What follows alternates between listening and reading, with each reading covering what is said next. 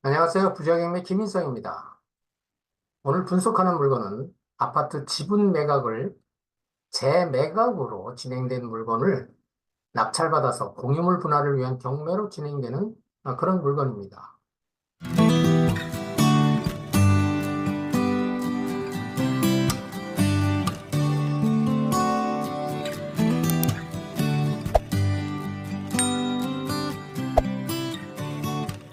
많은 경우에 정보지를 보면 이렇게 특수 물건 선택이라고 해서 각종 권리가 걸려 있는 이 물건들을 검색하기 좋게 이렇게 이제 아이콘을 별도로 묶어서 설정하는 경우가 많은데 바로 공유물 분할을 위한 경매는 이 형식적 경매를 말합니다.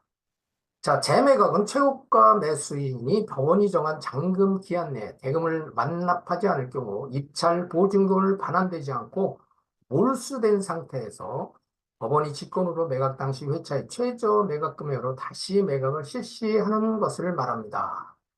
지난 회차에 방송됐던 이태원의 상가주택도 이 재매각으로 나왔던 물건입니다.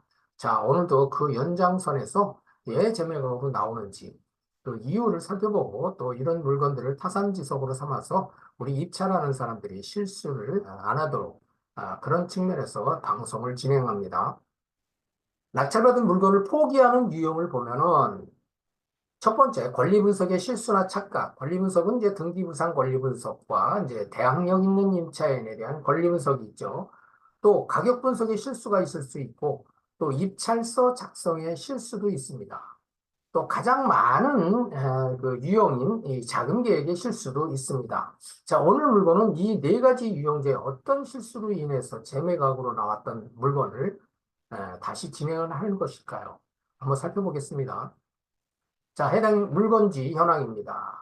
자, 누가 봐도 여기는 어딘지 금방 압니다. 위성으로 촬영된 그 물건인데, 여기 이제 우리의 명산인 도봉산도 있고, 부영산, 수락산, 바로 옆에는 또 불암산도 있죠. 많은 사람들의 입에 오르내리고, 또 부동산 전문가 입에 오르내리는 또 노도강, 그 중에서 도봉구죠. 이 도봉구 일대는 이 주택지 조성된 지가 상당히 오래됐죠. 이 해당 물건도 30년이 넘은 물건이라 재건축을 요하는 투자 물건으로서도 좋은 물건이다. 자, 이렇게도 판단할 수가 있습니다. 자, 해당 물건지 단지입니다. 단지가 상당히 큽니다. 법원 경매 정보지를 통해서 사건 기본 내역을 살펴보겠습니다. 사건 번호는 2023-119401 공물 분할을 위한 경매입니다. 그래서 매각기일은 2024년 11월 7일 서울 북부지방법원에서 진행하는 물건이고요. 최초 매각 가격이 3억 2,800만 원에 시작해서 이번 차수 3회차입니다. 감정가 64%, 가격이 좋습니다. 최저 매각 가격이 2억 992만 원에 시작되는 물건입니다. 도봉구 시로 목로 107번 길에 21동 8층 808호 방학동 신동아 아파트입니다.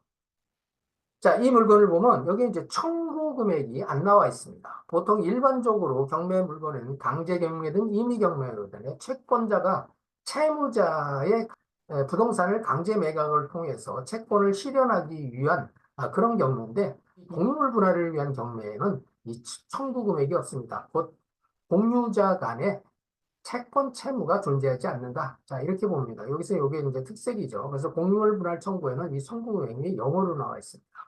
자, 기일내역은 2023년 11월 7일 2억 992만 원에 시작되는 것을 이 법원 경매 정보지에서 확인합니다. 자, 이 물건은 바로 지금 진행되기 바로 전에 이 재매각으로 시작됐던 그런 물건입니다.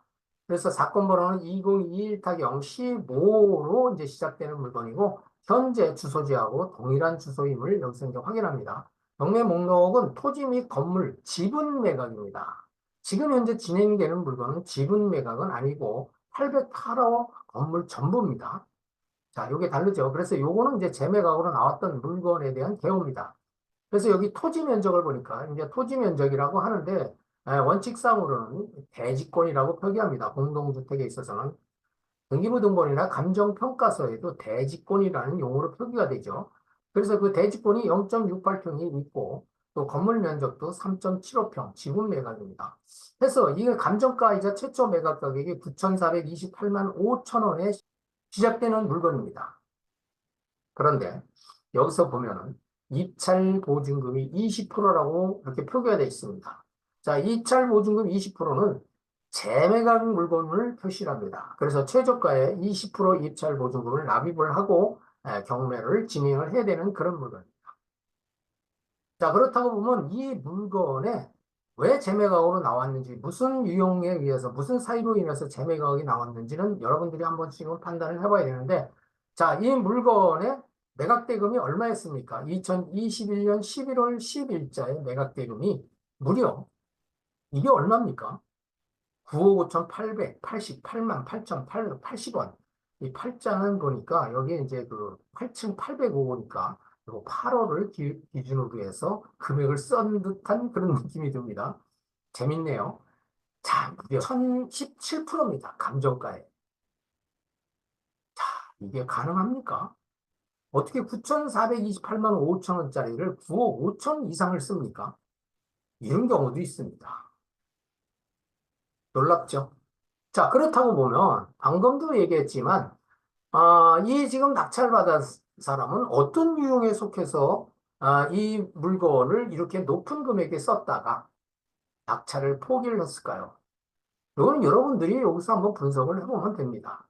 그래서 앞서도 설명드렸지만 분명히 우리 입찰하는 사람들은 이런 일이 발생할 거라고 생각을 안 하지만 이런 일이 발생이 비일비재하게 일어난다는 사실을 명심을 해야 됩니다.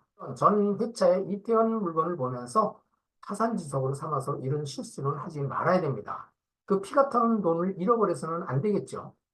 자, 그래서 이 물건은 이제 미납이 되면서 낙찰 포기가 되고 재매각으로 진행되는 물건인데, 자, 이 물건을 얼마에 낙찰받았는지 한번 볼까요? 2022년 2월 23일자에 앞서 설명한 대로 9,428만 5천 원에 시작된 물건을 108%에 낙찰을 받았습니다. 그래서 이 낙찰을 받은 사람이 지금 이 물건을 공물 분할을 위한 경매, 즉 형식적 경매로 신청을 해서 진행하는 그런 물건입니다. 자, 오늘의 물건에 대해서 간단하게 권리 분석을 해보면 이 권리 분석 해볼 것도 없습니다, 사실은. 이 물건의 최선순위 설정, 말소기준 권리죠. 2014년 2월 14일자에 근저당인데 여기에 이제 전세권이 설정되어 있습니다. 선순위 전세권입니다. 그래서 선순위 전세권이라 5천만 원이 있는데 경매정보지에 표기된 내용을 보면 을구 1번 전세권 설정 등기는 말소되지 않고 매수인에게 인수됩니다. 지난 회차의 이태원 물건도 똑같지만 이 선순위 전세권이 말소되기 위해서는 경매 신청을 했거나 아니면 배당 요구를 했거나 두 가지 중에 한 가지가 충족이 돼야지만 이 선순위 전세권이 말소가 되고 매수인에게 인수가 안 됩니다. 그런데 이 물건도 역시 배당 요구나 경매 신청이 안 됐기 때문에 이건 매수인이 인수를 합니다. 향후 투자 가치를 생각해서 관심이 있는 분들은 매각대금 외에 이 5천만 원이라는 전세 보증금을 인수할 것을 생각을 해서 입찰을 해야 되겠습니다. 자, 우리가 이제 지분 투자의 목적, 지분으로 나온 물건을 낙찰을 받아서 공물 분할을 지금 경매 신청하는 그런 물건입니다. 보통 지분 투자의 목적은 이러합니다. 앞서서 봤듯이 특수물건 선택이라고 해서 각종 권리를 설정을 해서 클릭을 하면은 그에 대한 물건을 볼 수 있게끔 표기를 해놨는데 대부분의 경우에 지금 정보지가 그렇습니다. 근데 사실은 여기에 그렇게 유용한 물건은 많지 않습니다. 여기에 이제 유치권이라든지 법정지상권, 분묘기지권, 선순위 가등기, 가등기 중에서도 담보가등기는 말소기준 권리가 되기 때문에 소멸되는 거죠. 또 여기 선순위 가처분, 이런 종류만 이제 권리 분석을 더 특별하게 해야 되는 그런 특수 물건에 들어가는 거고 나머지는 그렇게 어렵지 않습니다. 그래서 구독자분들이나 또는 시청자분들, 수강생분들도 요 지금 특수 물건 편에서 물건을 많이 찾아서 좋은 물건 선정해서 높은 수익을 얻으면 되겠습니다. 자, 그래서 여기 보면은 이제 이 지분 매각, 토지 지분 매각, 건물 매각 이렇게 표시가 되어 있죠. 그래서 지분 매각을 또 지분으로 투자할 분들은 이런 데를 활용을 해서 내 물건을 찾으면 더 손쉽습니다. 자, 이 지분 물건을 낙찰받은 후 어떤 과정을 거치게 되느냐? 지분 물건에 투자하는 목적은 낙찰받은 후에 공유 물건 전체를 매수하기 위한 경우입니다. 또 두 번째는 공유자에게 매도를 통해서 투자 수익을 기대하는 경우. 대부분의 지분 투자를 하는 목적은 바로 이 두 번째 부류에 속합니다. 공유물에 대한 쌍방 매도 매수 합의가 안 되실 때, 자, 이 두 가지의 매수라든지 또는 매도에 대한 협의가 안 되면 어떻게 해야 되느냐? 바로 이런 경우에 공유물 분할 청구 소송을 합니다. 그래서 공유물 분할 청구 소송을 해서 이 물건은 지금 이렇게 판결을 받았죠. 그래서 이 판결을 받으면 곧바로 형식 경매 신청을 합니다. 그래서 이런 경우를 우리는 형식적 경매라고 이렇게 부르는 겁니다. 통상 지분 경매를 하는 이유는 그 종착역이 바로 이 형식적 경매를 통해서 현금 분할을 하기 위한 그런 목적입니다. 지금까지 공유물 분할을 위한 경매 물건을 분석을 해봤습니다.